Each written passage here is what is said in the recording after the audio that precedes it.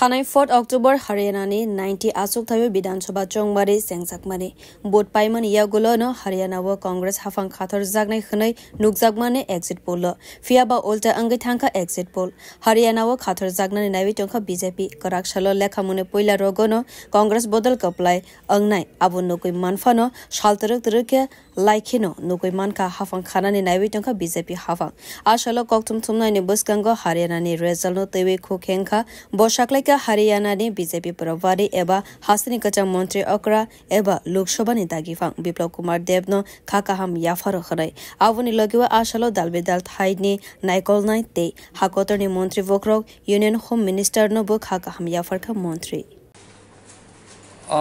এটা নিশ্চয়ই হরিয়ানাবাসী তথা গোটা ভারতবাসীর জন্য একটা আনন্দ এবং সুখকর বিষয় যে ভারতীয় জনতা পার্টি নরেন্দ্র মোদীজির নেতৃত্বে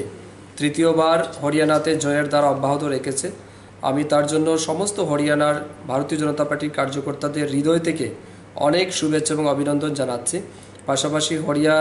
হরিয়ানা দলের যারা দায়িত্বপ্রাপ্ত নেতৃত্ব, সেখানকার মুখ্যমন্ত্রী, রাজ্য সভাপতি এবং অবশ্যই আমাদের গর্বের যিনি